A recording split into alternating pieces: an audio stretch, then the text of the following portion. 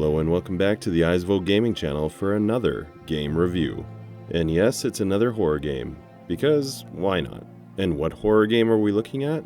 Well, it's called The Park. This game released in 2015, so it definitely has a few years on it by now. The Park was developed and published by Funcom, which actually really shocked me when I saw that. When I think of Funcom, I think of Conan Exiles because I've played way too much of that game. But regardless of how shocked I was, this is a Funcom game. If you're not familiar with the company, well, they seem to develop mostly survival and or MMORPGs. But we're not here to talk about those games today.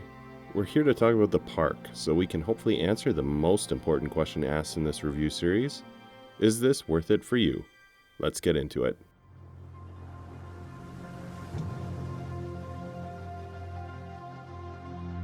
So what is The Park about? Well, like I mentioned, it is a horror game.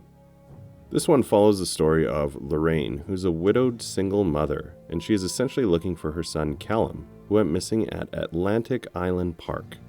The player is going to take control of Lorraine as you explore the abandoned and rundown park, which although it's clearly been abandoned for some time now, many of the rides are strangely still going to be operational, and some lights and other things that you would expect to be broken or at least shut off will still work. The majority of this game is going to revolve around exploring the park's different attractions and memories, either coming to Lorraine or finding notes to tell you about the story as you progress along.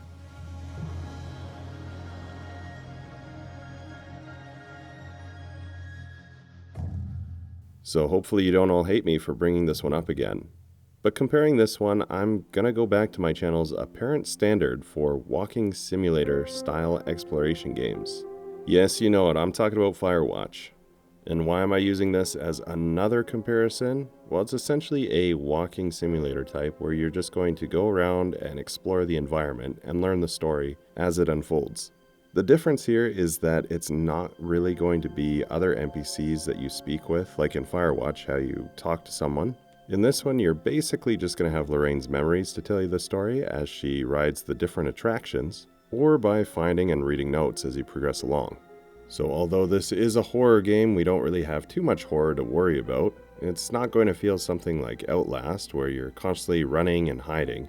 It's more just a walk around and explore the area style of game where you experience the story as it unfolds. Really, you could look to any of the other walking simulator or interactive movie type of games that we've looked at on the channel if you want some idea of what to expect. I've already mentioned Firewatch, but I have covered some others that you might want to take a look at.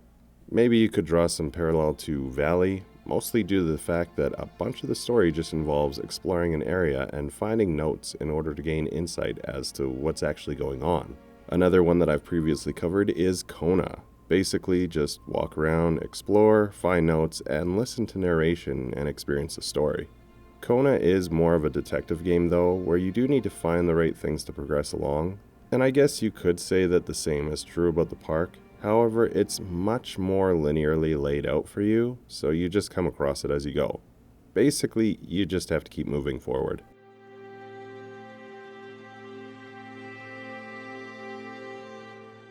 So this is a first-person perspective horror game, and in terms of controls, it's pretty simple. We just have movement, camera, and interact with specific objects.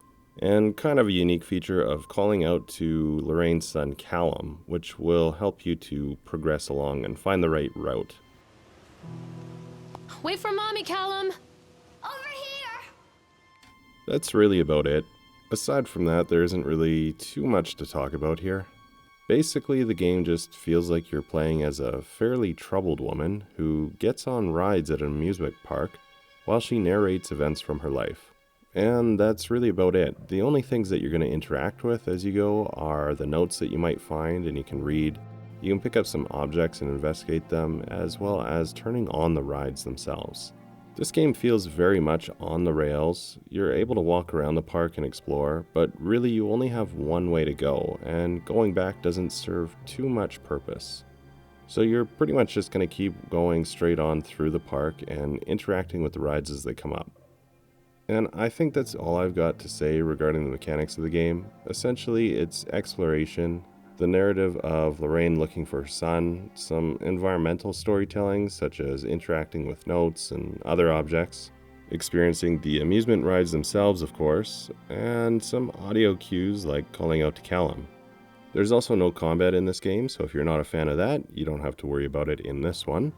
And there really isn't much in terms of objectives, apart from just continuing forward and experiencing the story as it comes.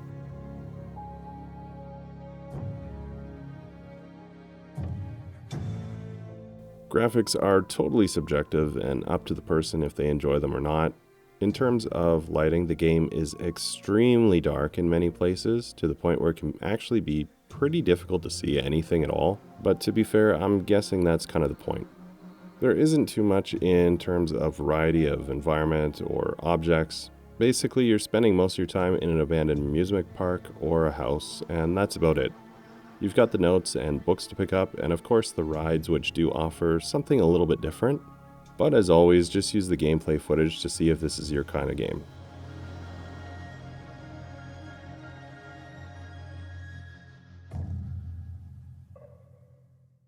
I don't think I have a ton of stuff to talk about here. I didn't really run into major bugs, however the video does get jittery at times, especially during cutscenes. There wasn't any bugs that completely broke the game though, which of course is always a positive. So the unique features are mostly going to be going on the rides. Aside from that, it's a pretty standard walking simulator story game where you just move, interact with a few things, and experience the story as it unfolds.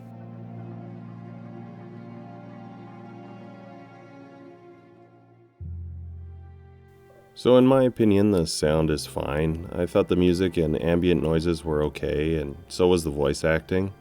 The writing was alright, although Lorraine did get on my nerves at times with her dialogue, though that probably has more to do with the content of what she was saying rather than the voice actor's performance. All in all, my opinion is that the sound is just okay. Nothing stand out in a good or a bad way. You don't have the super cringe moments that are in some games, but you also aren't going to get some stellar performances. This is all just my opinion though, so I'll make sure to play a few examples so you make up your own mind on the sound. Where's Mr. Bear? I haven't seen Mr. Bear, Callum.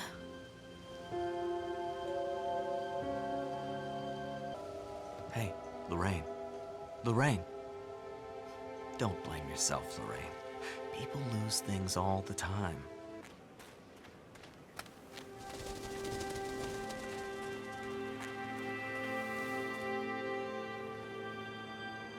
I think this belongs to Callum. A lot of people idolize their children.